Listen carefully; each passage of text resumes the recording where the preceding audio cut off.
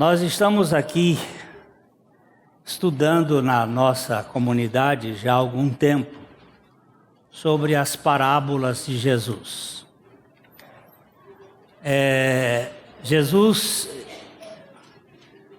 Eu queria também dançar com vocês, ciranda, cirandinha.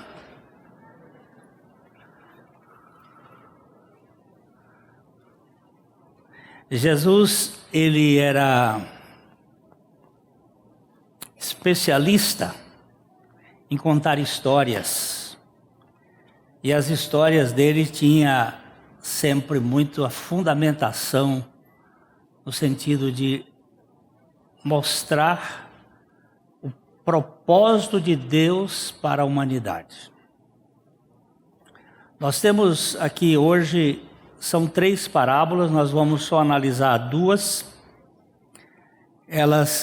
Essas parábolas, elas fazem parte de um cacho, é como se fosse um cacho de uva, né? São 3 com o mesmo propósito, mas elas são diferentes em alguns aspectos. Vamos começar sempre lendo a parte em negrito em comum, para que a gente possa acompanhar. Nós temos usado o método da escrita e oral, porque são 2 sentidos que são importantes para nós, a audição e a visão. Como nós temos a capacidade de nos distrair com facilidade, os 2 sentidos ajudam a gente a fixar um pouco mais, né? Então é manter aqui o texto para a gente lendo junto, e se houver algum levantamento, algum questionamento, pode ficar em pé e dizer assim, olha, eu não estou entendendo. E a gente vai ver se consegue dizer, ou se não souber, vai procurar saber, pedir ao Espírito Santo que nos dê a informação necessária. Vamos ler juntos então aqui Lucas 15, 1 e 2. Cobradores de impostos e outros pecadores vinham ouvir Jesus ensinar. Os fariseus e mestres da lei o criticavam, dizendo: ele se reúne com pecadores e até come com eles. Nós precisamos da revelação do Teu Espírito, Pai. Fala conosco para que Cristo Jesus seja glorificado. Em nome de Jesus. O ensino do nosso Senhor, no capítulo 14, parecia atrair os cobradores de impostos, desprezados e outros que eram pecadores públicos. Embora Jesus reprovasse os seus pecados, muitos reconheceram que ele estava certo.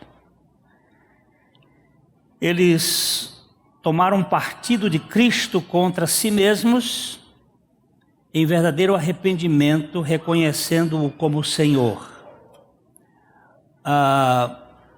Se você der uma olhada no capítulo 14, Jesus conta uma das parábolas dele, que é da grande ceia.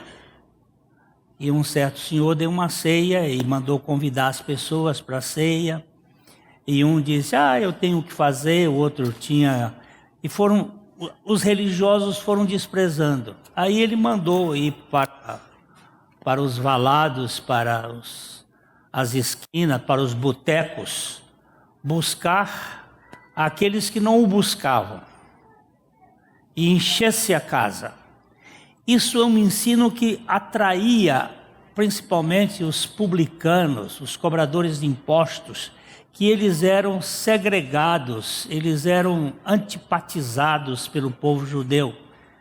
Porque ninguém gosta de pagar imposto.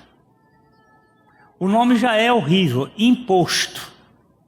Já é botado na fase de, não é uma oferta.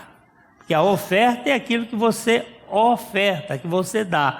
Agora, imposto é aquele que lhe tiram. E tirava para Roma.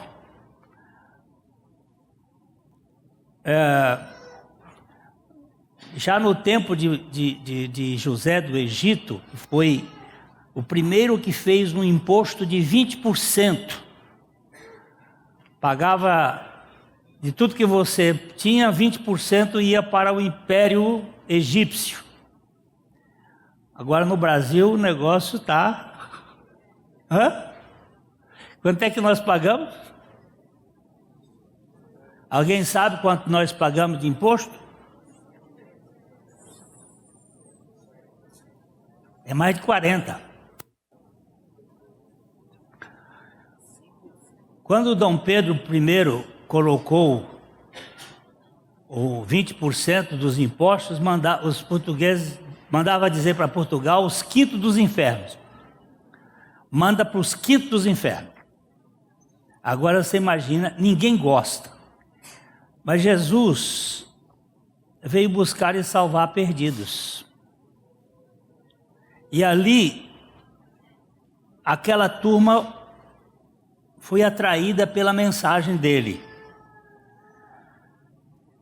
Os fariseus e escribas se escandalizavam do fato de Jesus se confraternizar com pessoas que eram declaradamente pecadoras. Eles não mostraram graça a esses leprosos morais e sociais e se ressentiram de Jesus por fazê-lo. Eu até tive com esse grupo teatral, eles iam fazer essa dramatização aqui na nossa igreja, mas houve um problema que eles não puderam fazer, mas eles fizeram em algumas igrejas aqui em Londrina. Era um grupo que vinha, um vestido de mendigo, o outro de bêbado, o outro de prostituta, o outro de homossexual, o outro de... todos vestidos assim, e eles sentavam na igreja em lugares estratégicos. E começava o culto e os membros da igreja começavam a ficar implicados. Como é que essa gente ousa entrar no nosso meio? E daqui a pouco um pedia a palavra lá. Você sabe que ia saindo gente, ia ficando nervoso, porque nós não sabemos lidar com as pessoas desqualificadas. Nós somos um povo que quer todo mundo igual. Nós não sabemos lidar com as diferenças e com os problemas. E Jesus estava tendo happy hour, isso para a gente contextualizar, com prostitutas, com cobradores de impostos. Isso causou um mal-estar nos religiosos. Eles ficaram muito irritados. Como é que ele vai se sentar com essa gentalha?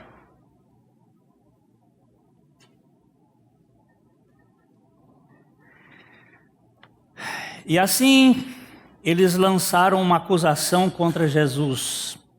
Este homem recebe pecadores e come com eles. A acusação era verdadeira e clara. Eles achavam que isso era algo culpável, mas na verdade era para cumprir exatamente o propósito pelo qual o Senhor Jesus veio a este mundo. Os médicos existem por causa dos doentes, os advogados por causa dos réus, e Jesus veio por causa das ovelhas perdidas deste mundo.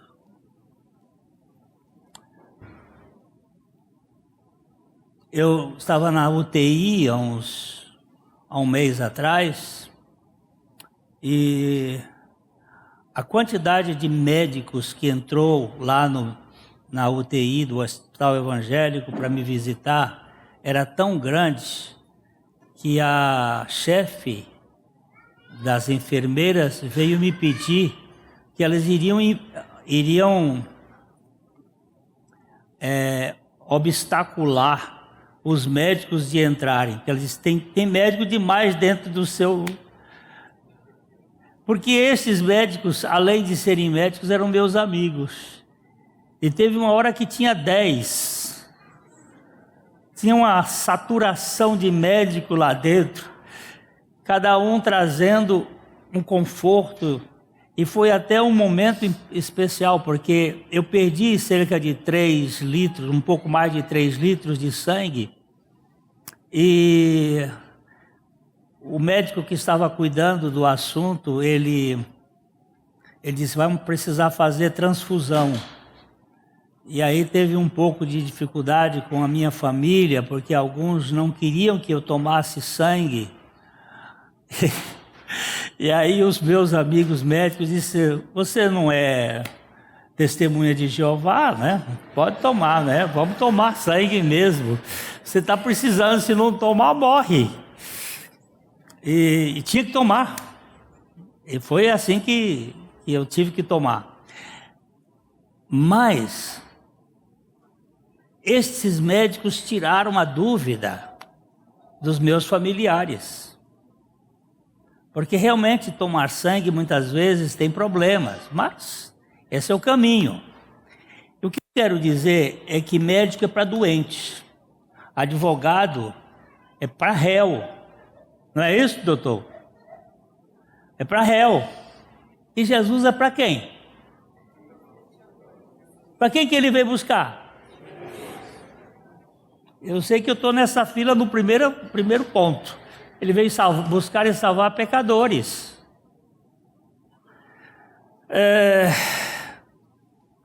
Foi em resposta à acusação deles que o Senhor Jesus contou as parábolas da ovelha perdida, da moeda perdida e dos filhos perdidos. As histórias foram direcionadas diretamente aos escribas e fariseus que nunca foram quebrantados diante de Deus para admitirem sua condição de pecadores perdidos. Eles se achavam a elite espiritual. Só um comentáriozinho. É mais fácil um pecador sórdido ser convertido do que um pecador religioso. O religioso se acha como tal, a pessoa mais digna.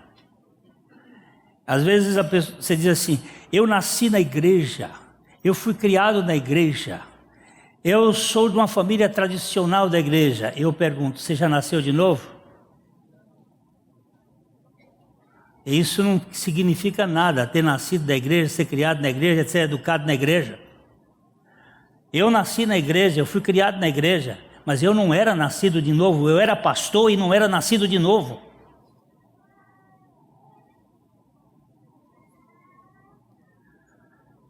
Isto é muito importante que nós tenhamos essa consciência.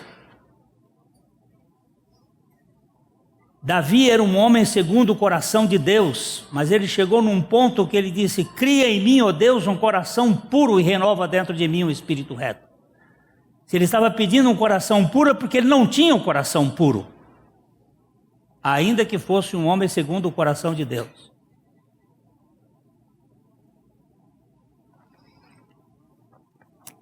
De fato, estavam tão perdidos quanto os publicanos e pecadores, mas recusavam firmemente admitir. O pico das histórias é ver Deus se alegrar quando vê os pecadores se arrependendo. Por outro lado, ele não obtém gratificação, isto é, Deus não obtém gratificação de hipócritas, que são orgulhosos demais para admitirem sua miserável pecaminosidade. Então nós vamos aqui dar uma lida e analisar essas 3 histórias. Hoje a nossa caminhada só vai ser em 2.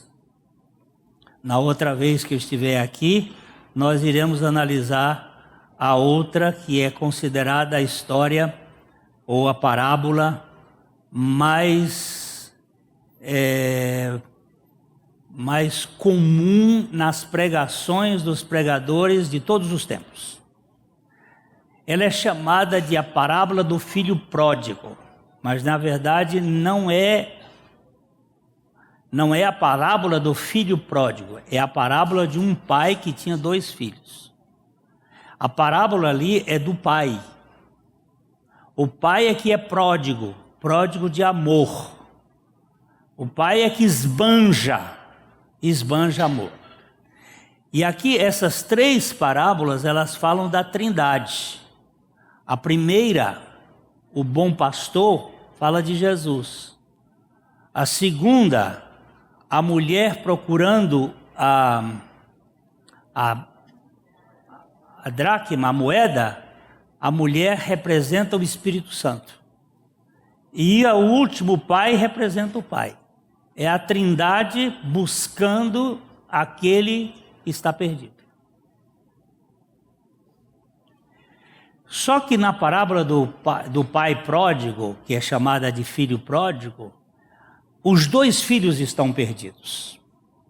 Isso nós vamos analisar numa outra vez. Um filho está perdido no mundo e o outro filho está perdido na religião. Os 2 são perdidos. Um está perdido exatamente na devassidão e o outro está perdido na legalização, no legalismo. Ele é um legalista. Ele não usufruía da comunhão com o Pai. Mas vamos caminhar então para a primeira história. Então, Jesus lhe contou esta parábola. Se um homem tiver 100 ovelhas e uma delas se perder, o que acham que ele fará? Não deixará as outras 99 no pasto ou deserto e buscará a perdida até encontrá-la? Lucas 15, 3 e 4. Aqui o Senhor Jesus é retratado sob o símbolo de um pastor. As 99 ovelhas representam os escribas e os fariseus. A ovelha perdida tipifica um cobrador de impostos ou o pecador reconhecido. Vemos aqui que o pastor é quem busca a ovelha e não a ovelha ao pastor. Buscou-me com ternura, Jesus, o bom pastor. Isso é maravilhoso. Nós cantamos há pouco isso aqui, não cantamos? Buscou-me com ternura, Jesus, o bom pastor. Não fui eu que busquei a Jesus, Dodô. Foi ele que me buscou. Eu não o queria, mas ele me quis. Eu nem queria querê-lo, mas ele conquistou o meu querer de tal maneira que eu acabei querendo. Mas eu não quis porque eu quisesse, mas porque ele me quis.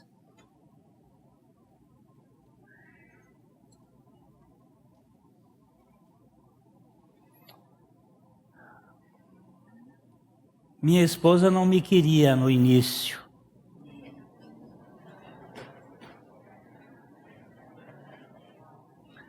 Mas eu quis tanto que ela acabou me querendo.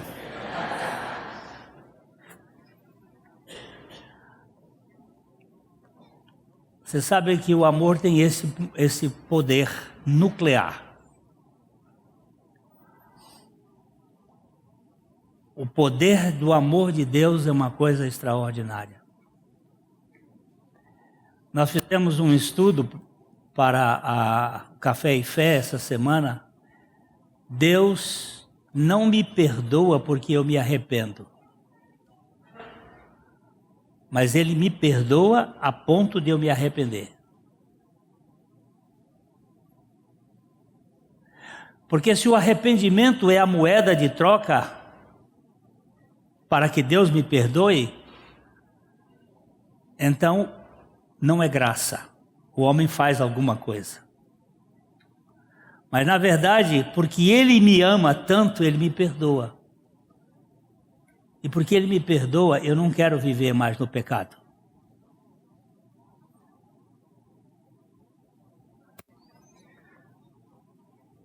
Quando o pastor percebe que uma das suas ovelhas está perdida, ele deixa as 99 no deserto, não no redil, não no aprisco, não no curral, e sai atrás dela até encontrá-la. Para o nosso Senhor, essa jornada inclui sua encarnação, seus anos de ministério público, sua rejeição, seu sofrimento, sua morte na cruz e sua ressurreição, onde ele veio buscar o perdido. Eu olho aqui para Pedro. Foi um dos primeiros discípulos que Jesus escolheu. Pedro, se você for estudar, você vai verificar que ele é um sujeito colérico. Aquele temperamento bem afoito, ele se colocava. E as últimas palavras que Jesus teve com Pedro, um pouco antes, naquela semana da sua crucificação, ele disse: Pedro, Satanás vos pediu para cirandar como trigo. Mas eu roguei ao Pai por ti, para que a tua fé não se desfaleça. E quando tu te converteres, então tu vais cuidar das minhas ovelhas, né, Pedro? Pedro disse: olha, ainda que todos te traiam, eu jamais te trairei.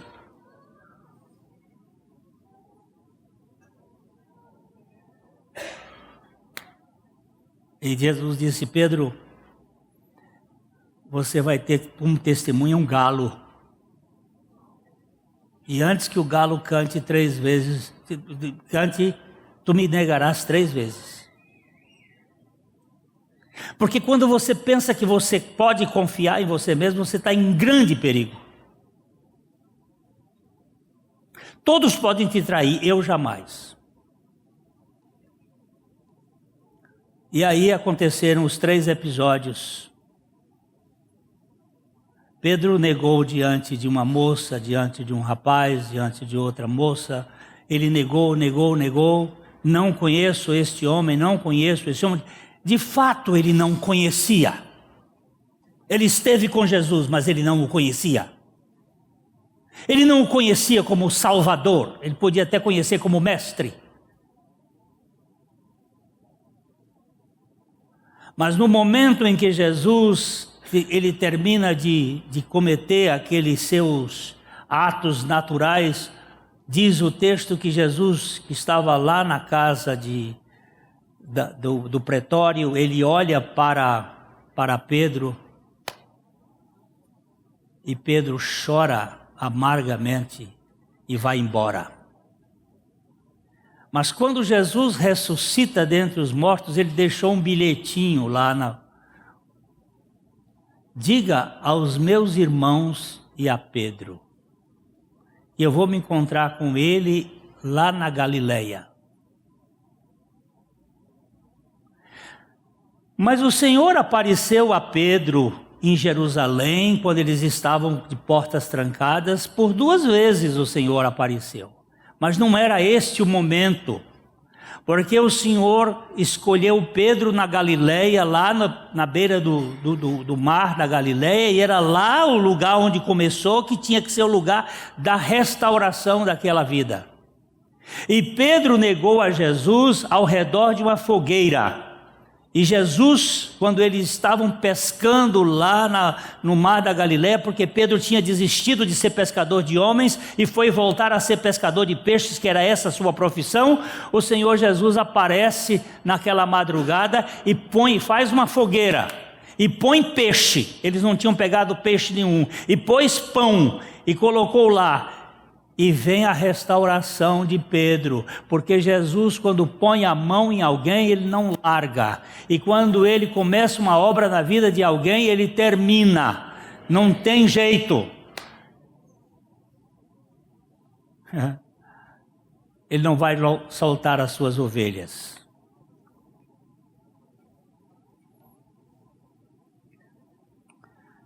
Vamos ler aqui o versículo 5 de Lucas 15.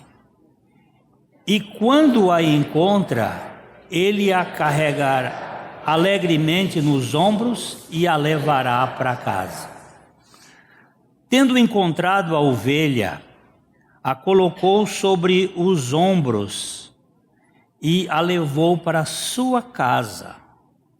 Isso sugere que as ovelhas salvas desfrutarão dos efeitos dos ombros do pastor.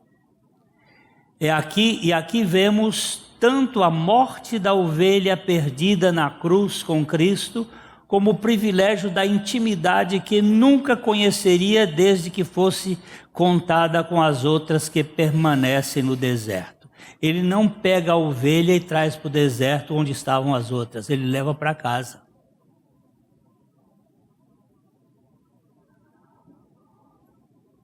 A ovelha que estava perdida não vai para o junto das ovelhas que estão no deserto. As outras vão ficar lá no deserto. Ele leva para casa. E eu olho esse colocar no ombro como uma simbologia da cruz. Porque quando Jesus estava naquela cruz, ele não estava sozinho. Assim como Adão, quando pecou, ele não estava sozinho, porque nós nos tornamos pecadores em Adão. A Bíblia diz que por um homem entrou o pecado no mundo e pelo pecado entrou a morte, e a morte passou a todos os homens porque todos pecaram. Onde foi que nós pecamos? Nós pecamos em Adão. Na cruz com Cristo, nós também estávamos lá, porque ele nos atraiu a ele. E eu, quando for levantado da terra, todos atrairei a mim. Aquele lugar era meu, aquela cruz era minha. Ele não morreu solitário, ele morreu solidário.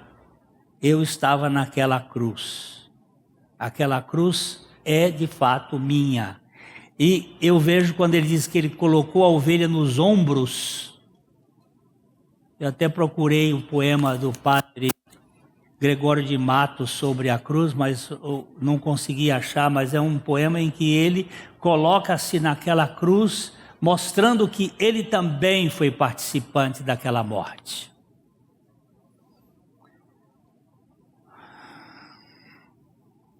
E depois leva para casa, para a intimidade. Eu não tenho um Salvador que ficou lá distante. Eu tenho um Salvador que vem habitar dentro de mim. Vem ter comunhão comigo. Jesus, o bom pastor, busca as suas ovelhas perdidas e as leva em seus braços. Vemos que não é a perdida que busca o pastor, mas este quem busca a ovelha desgarrada. Isso faz toda a diferença e mostra o valor eterno da graça irresistível.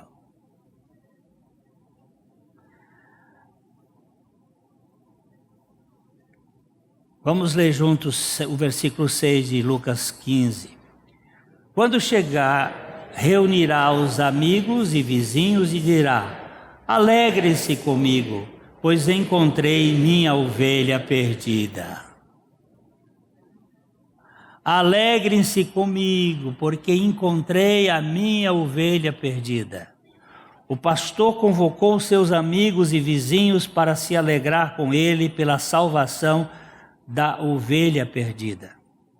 Isto fala da alegria do Salvador em ver o pecador se arrepender. O céu faz festa quando um pecador é salvo. Matthew Henry disse: creio que seria felicidade maior para mim ganhar uma alma para Cristo do que montanhas de prata e ouro para o meu proveito. Eu sabia que ele sabia o que falava, pois mais vale uma alma do que o mundo inteiro.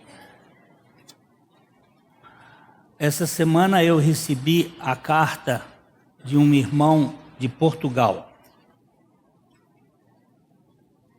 E ele me fez chorar. Ele disse: eu tenho sabido de sua enfermidade e eu resolvi escrever isso para você, porque eu era um perdido na religião. E ao ouvir a pregação do Evangelho que você fez pela internet, Deus me tirou da escravatura da religião. Nós temos uma casa aqui no norte de Portugal, e você não sabe, mas eu sou seu amigo, sou seu irmão. Vem passar um tempo comigo aqui, conosco aqui. Isso dá uma alegria, sabe por quê? Eu não quero viver para ganhar dinheiro, quero viver para ganhar vidas para Cristo. Se essas vidas forem alcançadas pelo Senhor, não estou preocupado se Ele mudou de sistema, mas se Ele mudou de coração.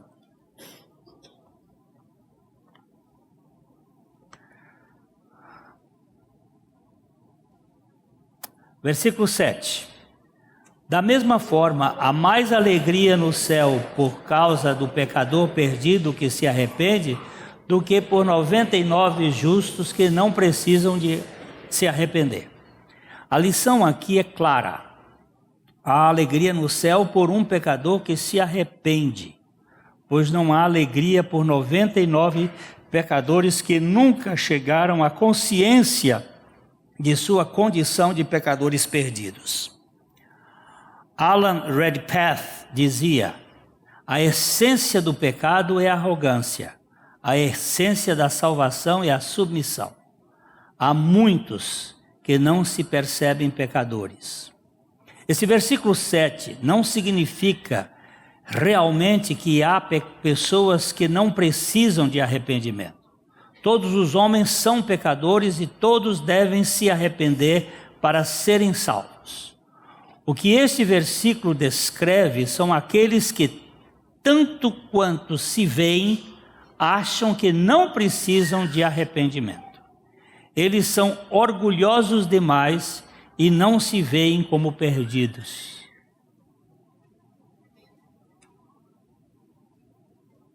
Eles não se veem como perdidos.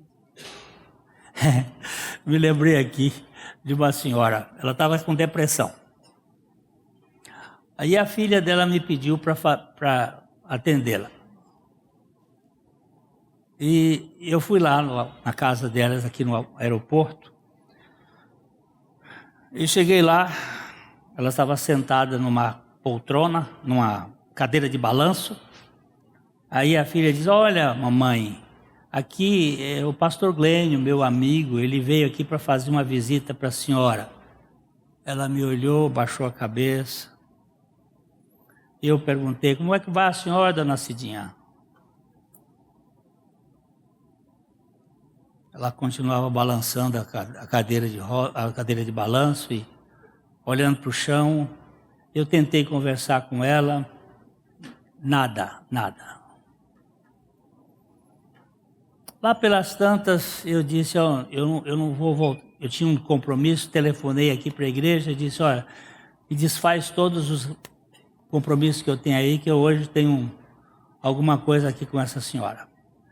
Arranjei uma outra cadeira de balanço, botei na frente, e ela balançava para frente, eu balançava para trás, e ela ia para frente e para trás. Ali nós ficamos por 1h e tanto, vai e vem.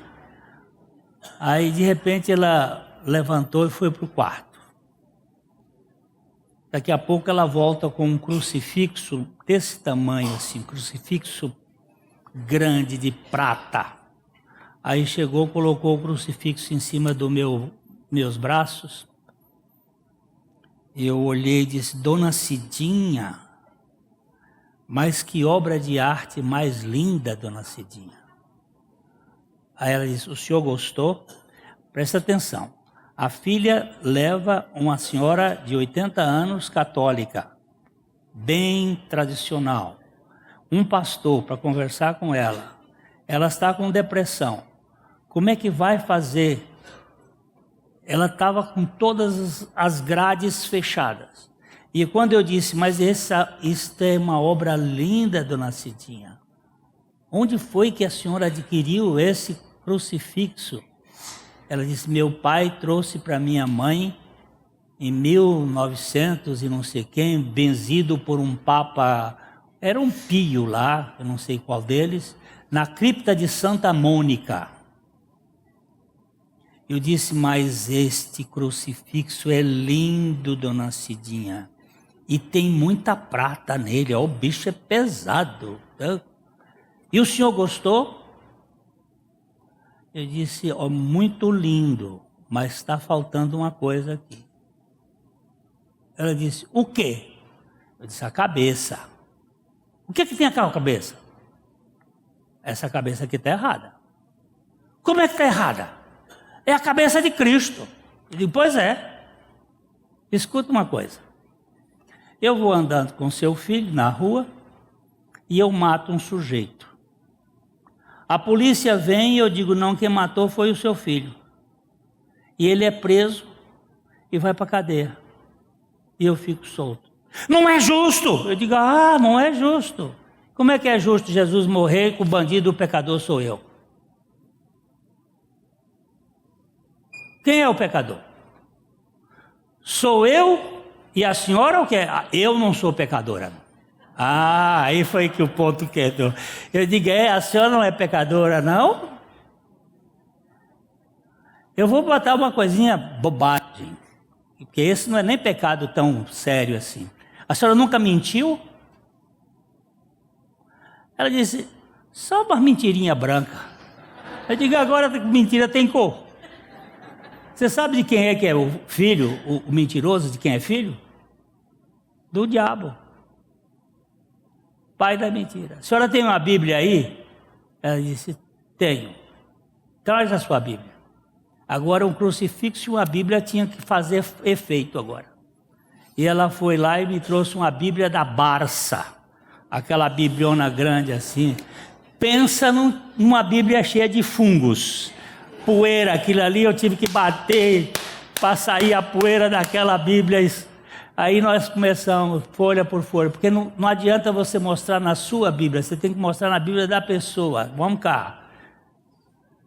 E lá pelas tantas, depois de tomar um café e tudo, lá conversar 1 hora e tanto, 2 horas com ela, e ela disse, meu filho, por que ninguém nunca me contou isso, que aquela morte tinha que ser a minha?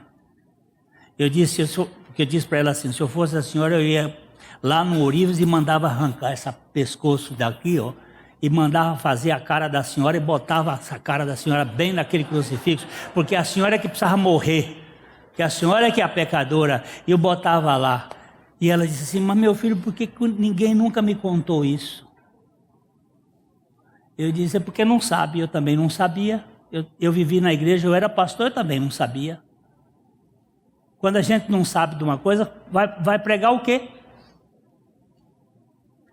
Aí ela disse assim, meu filho, nunca mais eu vou na minha igreja. Mas eu também não vou na sua. Eu digo, a senhora acabou de dizer uma grande besteira, sabe por quê? Porque nem a senhora, nem eu temos igreja. Só quem tem igreja é Jesus. E a igreja de Jesus não tem placa. E a senhora precisa nascer de novo. Ela disse, eu quero fazer isso. Eu digo, não é que a senhora queira, é que Jesus quer.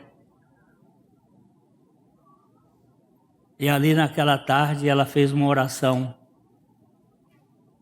recebendo Jesus como Salvador e Senhor da sua vida. Eu ainda visitei algumas vezes antes dela morrer. Ela nunca veio aqui, mas também nunca mais voltou na igreja dela.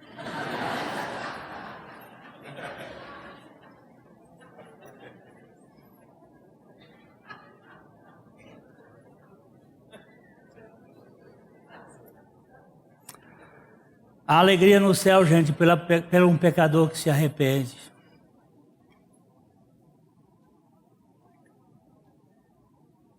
Sendo assim, o arrependimento é visto pelo nosso Senhor como motivo de festa. Matthew Henry, ele afirmou: o arrependimento, se verdadeiro, atinge a raiz da iniquidade e livra dela o coração. Por isso alguém sustentou com propriedade: o arrependimento é o estado mais feliz depois do estado de impecabilidade.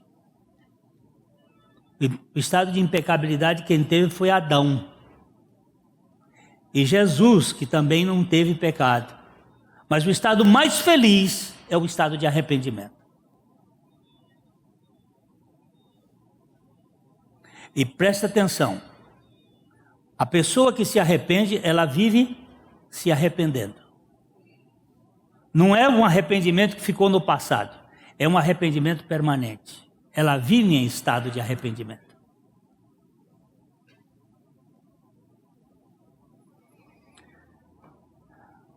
Como só Jesus é impecável, temos que concluir com Roberto Murray McCain.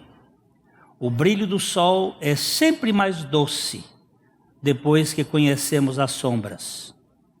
Você sentirá essa mesma doçura ao voltar para Jesus. Sem verdadeiro arrependimento, não há verdadeira alegria na vida cristã. E sem alegria, não existe cristianismo autêntico.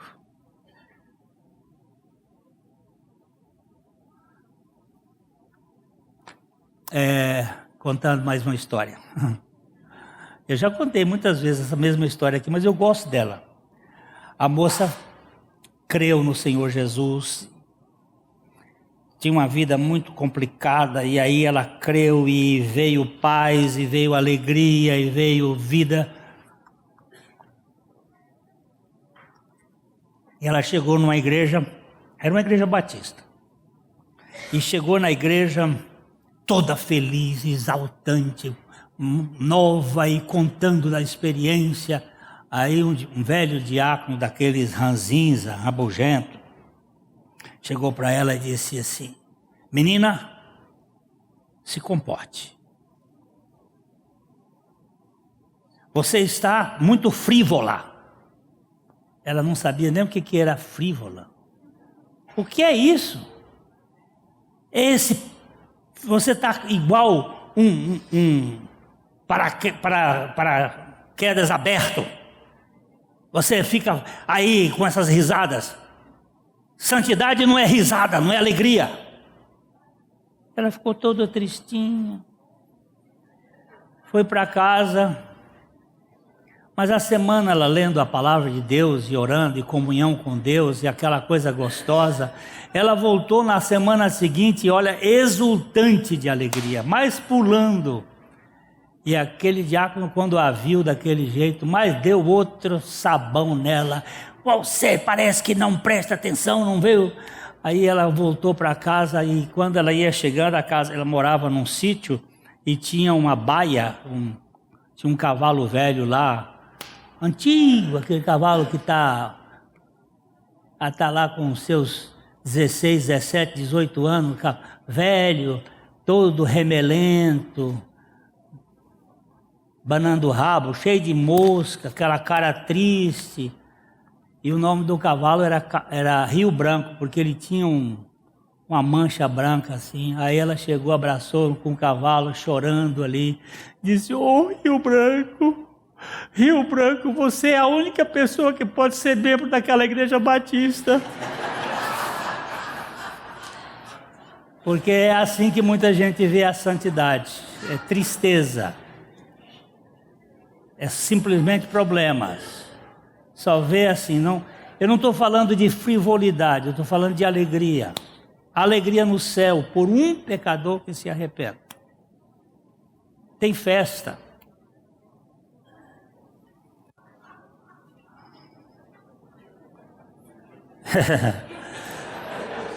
É bom, a alegria até contagia, né?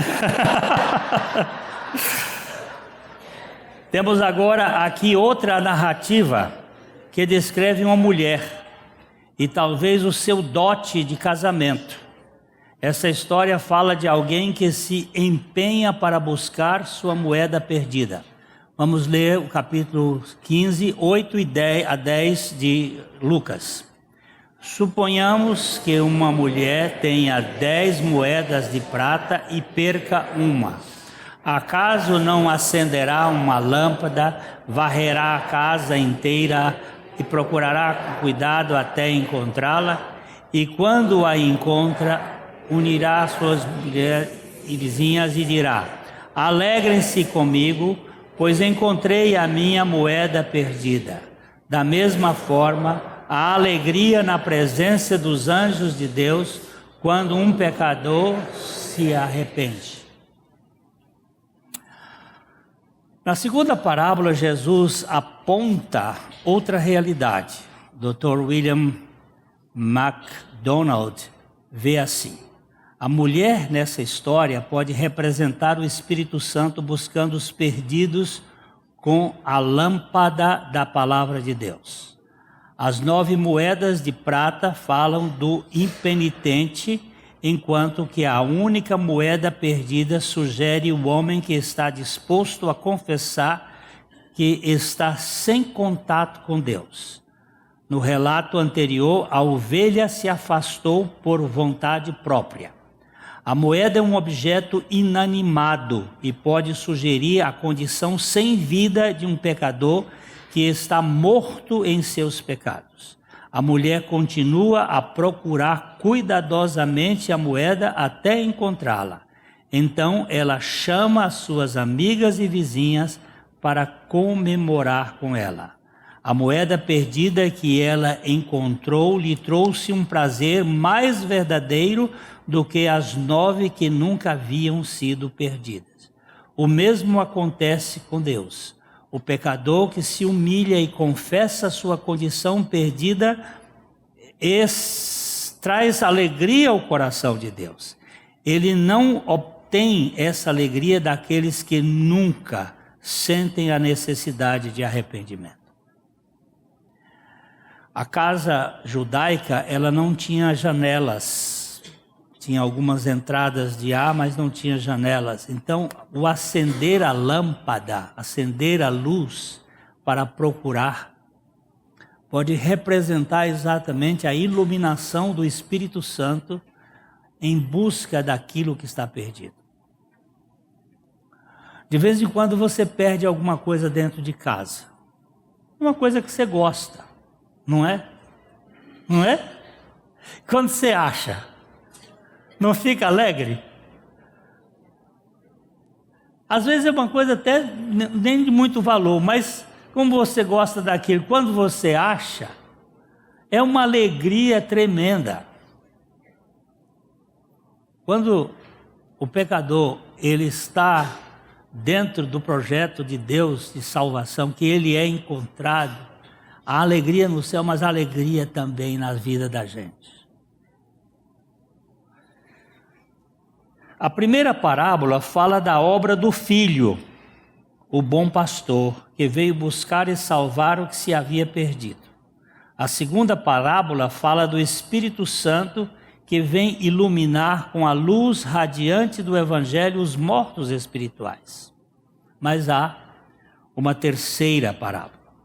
Jesus continuou: um homem tinha 2 filhos. Você presta atenção que a parábola é de um homem que tinha 2 filhos. Agora Jesus conta a terceira parábola, que fala de um pai que tem 2 filhos e ambos estão perdidos. Na primeira parábola, 1% estava perdido. Na segunda parábola, 10%. E nesta, 100%. Os 2 filhos estavam perdidos. O caçula no mundo e o mais velho na religião. Um era devasso, o outro era legalista. O mais novo se perdeu nos prazeres e o mais velho nos rigores. Essas 3 parábolas falam da Trindade se envolvendo na salvação dos perdidos nesta ordem: o Filho, o Espírito Santo e o Pai. Quero deixar esta última para uma abordagem mais ampla no próximo estudo. Precisamos de mais espaço e tempo para falar daquela que é a parábola mais aplicada pelos pregadores em toda a história do cristianismo. E que Deus nos dê graça de ver o que é importante. na salvação de uma pessoa. Você dá para os filhos coisas é bom, dar cultura é bom, dar exemplo é bom, mas pregar o Evangelho e esses filhos chegarem ao conhecimento de Cristo é muito melhor. É o maior de todos. Eu termino contando uma história de Priscila Viana. Ela é uma moça, filha de um pastor no estado do Rio, e a mãe dela muito crente, mas o pai dela foi um homem que teve problemas também e acabou separando. E aos 5 anos de idade a Priscila foi abusada sexualmente. E a Priscila se tornou uma menina muito sofrida. Ela passou com todas dos 5 anos, porque ela foi violada, ela passou a ter muita coisa de vida sexual, e ela teve vários namoradinhos. Depois os homens já não satisfaziam, aí passou para as meninas, e aí não só os homens e as meninas homossexuais não serviam mais, aí vem a droga e não mais, e ela estava numa daqueles... se você quiser depois você procure lá no YouTube que você vê o testemunho dela. E ela estava no fundo do poço, no buraco, totalmente acabada. E um dia, ela, lá no Rio de Janeiro, depois de ter fumado todas e cheirado tudo e ter tido todo tipo de relação, porque ela não tinha só uma namorada, ela tinha 3 às vezes ao mesmo tempo. Naquele desespero, ela estava lá na praia, no recreio dos bandeirantes, na madrugada, ela clamou e disse: Jesus, Deus da minha mãe, tem misericórdia de mim.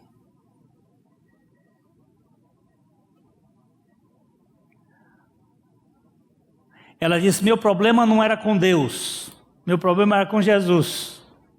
Mas naquele dia eu clamei: Jesus, Deus da minha mãe. Por quê? Porque quando eu chegava nas madrugadas em casa, minha mãe sabia quem eu era a ovelha negra da família, minha mãe sabia quem eu era. Eu encontrava minha mãe dentro do quarto, de joelhos, orando por mim. E a minha mãe nunca me jogou na cara o meu comportamento, o que eu era. Ela simplesmente estava ali diante do Deus que pode mudar os corações. Essa menina hoje tem um programa de televisão em Belo Horizonte, e ela trabalha com a área do homossexualismo em vários lugares, como pessoa que confia que esse Deus, não existe pecado maior ou menor, existe pecado que nos separa de Deus. Agora, se há um pecado pior de todos, é o pecado da religião, quando o sujeito se acha que é o tal e não depende da suficiência de Cristo. Eu creio no poder da transformação de Cristo. Ele veio buscar pecadores, e o pecador que se arrepende, esse encontra lugar na casa do Pai. Nós somos gratos a Ti, Pai, por causa do Teu Evangelho. E aqui hoje, o Senhor tem falado a alguns corações.